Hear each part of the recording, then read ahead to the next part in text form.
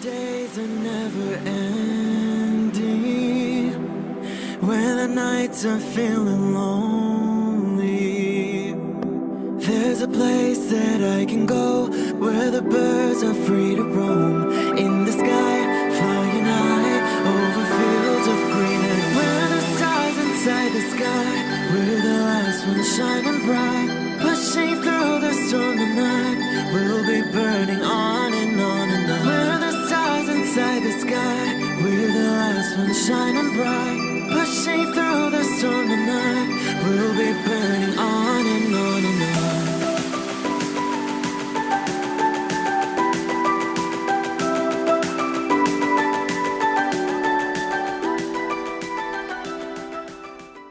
Hello Pisces, this is Inspire 2016 with your weekly tarot reading for the week commencing the 14th of September until the 21st of September 2020. The first card for you is representing, how do you feel about yourself? Your card is the Nine of Cups. You will be happy in all areas of your life such as health, finances, work, luck, love or relationships. This is your wish card, as its appearance is often taken as a sign that, whatever your heart's desire, it shall be granted in the coming days or weeks. Know that you have paved our own way on the path to success. As a Cups card, the Nine usually refers to an emotionally fulfilling situation, such as the strengthening of a romantic bond, the solidification of a friendship or the consummation of a sexual relationship. It shows that joy and happiness are within your grasp. In fact, you probably already have them. It is a sign to enjoy the abundance of life and to feel each of your emotions as if you had never felt any of them before. See the perfection all around you. The Nine of Cups is also about counting your blessings, living in the moment, and enjoying the good things that life has to offer. Start or end every day by creating a mental list of the 3 things you are most grateful for. You will find that over time, you indeed have a lot to be happy about, and it may increase your feeling of deep contentment and fulfillment. The Nine of Cups represents stability and advancement. This card signals delight and pleasure, contentment with what you have accomplished so far, and forms a steady foundation for the future. Your worries are all in the past and you can look forward to a bright future. The man in the Nine of Cups also appears to have a certain smug look on his face. Indulge yourself in knowing that you have worked hard to get here and you have achieved the results you had hoped for. The second card for you is representing, what do you want most right now? Your card is the Ten of Swords. What do you want most right now is the end of some certain painful circumstances in your life. You may feel powerless as something comes to a crashing and sudden end, and you feel as if you are being attacked or backstabbed by someone else. You may even use this challenging time to portray yourself as a martyr, to show that you have put your interests last but have suffered as a result. There is a difficult experience of endings, loss, pain or release. However, the saving grace is that you have a new awareness and a positive sense of relief that the difficulty and pain will soon be over and will evolve into something new. As with all endings, there will be a new beginning, a rebirth, and a rejuvenation of the spirit. So, while this card may seem negative at first glance, it is a card of help and an indication that your troubles will not be permanent. Furthermore, this is the final moment, and no more pain will come to you from that source. It is darkest before the dawn, and as gloomy as it looks, the sun will rise again. It can only get better from here. The Ten of Swords is about letting go and accepting your current circumstances. You no longer resist change but allow it to happen, even if it causes some initial pain and hurt to you. You accept that there must be change in order to facilitate renewal, and you allow it to occur rather than fighting it. After a painful situation, It is a signal to pick yourself up off the ground and to reflect upon what happened to you and why, and what you can learn from the experience. The Ten of Swords is a sign that the pain and hurt you have endured has not gone without purpose. The positive power within you can be used to learn from your pain and draw wisdom from defeat. The third card for you is representing your fears. Your card is the Six of Wands. You are afraid and doubting your abilities and your potential for success. You may feel negatively about yourself and as if you have failed both yourself and others. You are lacking confidence, and need the support and recognition of others to pick you up and give you strength again. You have had a fall from grace and have not received the public recognition you were seeking. You have either received no feedback for your efforts, or negative feedback. You may have expected things would have worked well, but instead you are being punished in some way, or you are being neglected for your efforts thus far. Now, your confidence has taken a hit, as has your professional reputation, or at least your perception of your reputation. If a particular project has not been as successful as you had hoped, you may be no better off moving to a new environment so that you can rebuild your personal reputation and brand, rather than trying to fix something that has already broken. You may be trying to achieve too many things at once and may not be doing a good job at juggling all of these commitments. It may be best to focus on only a few things and do them well. This will help you feel more inspired and motivated about the activities you do commit to. This card can reflect the transitory nature of success. One moment, you are on top of the world because you have achieved great things, but then the expectation has been set that you will continue to perform to this level, and when you do not, then you are suddenly knocked down and criticized. While victory and triumph feel great at the time, recognize that it is only temporary and you will have to continue sustaining a high level of performance to be acknowledged. The fourth card for you is representing what is going for you. Your card is the Page of Swords. You need to appreciate and communicate ideas, information and theories. These ideas, information and theories may be your own or someone else's. It does not really matter, so long as you are involved in talking, sharing and conversing with others about these ideas. You are always coming up with something new and then finding someone to share it with. You also have a way with words, being a good writer or speaker, and you are passionate about what you are doing. However, be careful that you do not engage in gossip. While this page loves to talk and to be in the know, it is important that you use this talent to benefit others, rather than to create negativity. You may also want to be careful about what you say to whom, as you may be more prone to sharing confidential information about yourself. So, protect your privacy.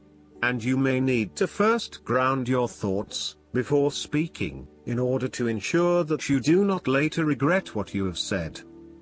The Page of Swords can also stand for a child or young at heart adult whose relationship to you involves truthfulness, the search for information and new ideas, or matters of the mind and intellect. You may have your moments with this page, as the swords often indicate a level of tension or conflict, and this bundle of energy may sometimes prove too much to handle. If you need to, give yourself a break from this youthful person, and return with fresh eyes. They do have a lot to share with you, and despite their inexperience, they may actually teach you something about yourself.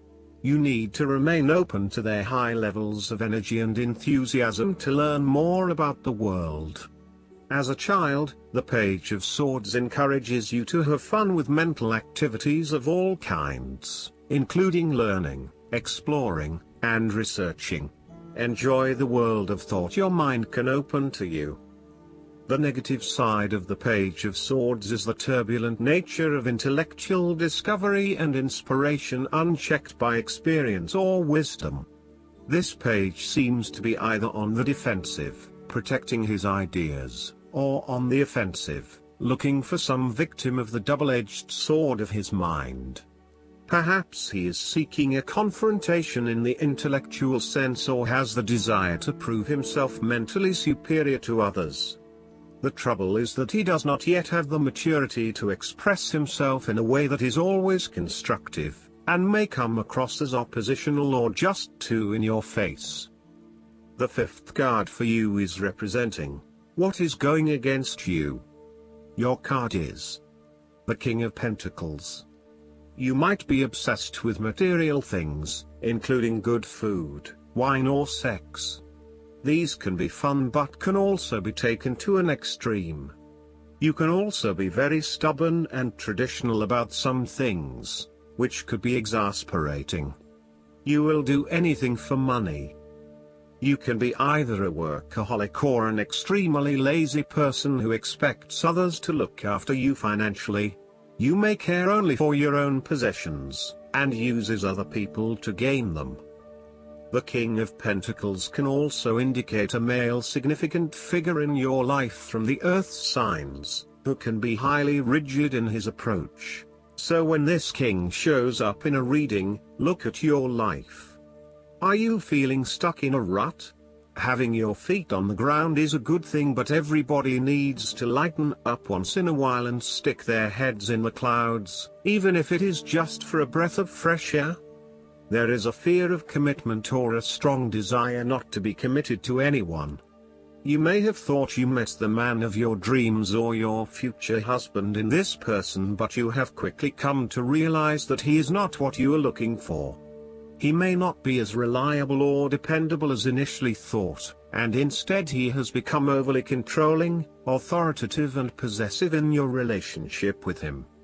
Similarly, your partner, who is normally there to provide for you and protect you, may recently be going through a difficult period, and now the tables have turned. Up until now, you have seen him as your rock. Someone who is incredibly well established, accomplished, sturdy, stoic, proud and successful. However, now you must be the rock and the firm foundation, supporting your partner while he regains his strength and courage. There may be increased instability and uncertainty over the coming months. In a family relationship, there might be a possibility of familial abuse, particularly through misuse of power, authority and control. You may be highly disciplinary, rigid and inflexible, failing to show your love through positive means and only suppressing the spirit of others. The last card for you is representing the likely outcome that you may have. Your card is the King of Swords. You will have clarity of mind and can perceive the truth right now, so you must take the lead with providing an objective point of view. You are well positioned to judge your situation appropriately and identify the limiting behaviors that are getting in the way. This is a time when you need to leave emotions out of it, and remain as objective and rational as possible. You may need to reason with others and be quite direct about what you are observing. You may be concerned that you are not being particularly caring or sympathetic, but at this point in time, this detachment is what is needed most. Similarly, the King of Swords encourages you to use your logic and intellect to navigate your path ahead.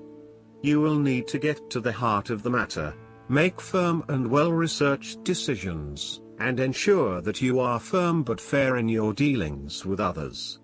You need to be able to take any situation, look at it with total impartiality, and then come to a decision that is both fair and insightful. Oftentimes, the King of Swords represents a professional advisor, such as a solicitor or attorney, financial advisor or taxation consultant. This advisor has a solid reputation and a vast amount of knowledge in his particular field, and will provide you with objective, well-researched advice about your own situation. He is completely impartial, and will draw upon his experience and his innate knowledge of the rules, systems and structures that are in place. He may come across as detached or disinterested in your personal circumstances, unless it relates specifically to the type of advice he is giving you. This is so that he can provide only the most relevant and objective advice to you. He prides himself in his expertise and qualifications, and is likely to charge a high fee for his services. Last but not least, the guidance card for you is the Joy. This marks a time for celebration, for this portends the joyous completion of a project, the attainment of a goal, or the end of a long and arduous journey. When you're thirsty, this marker promises that you'll find a well. When you're cold, a blanket. When you're hungry, nourishment. Joy also has another aspect, for not only does it celebrate receiving blessings from the fruits of actual labor, but it's also about the sharing of it. Joy celebrates itself, its very essence radiates beauty and well-being. Like the spring sun breaking through after a long and gloomy winter, joy reminds us to be grateful for all the gifts of life. Joy bestows the blessings of happiness. You truly have reason to smile when this marker appears on your path. I hope that you enjoy everything, and if you like the reading, just please click subscribe and you will get instant notifications every time we publish a new video right to your YouTube. Thanks.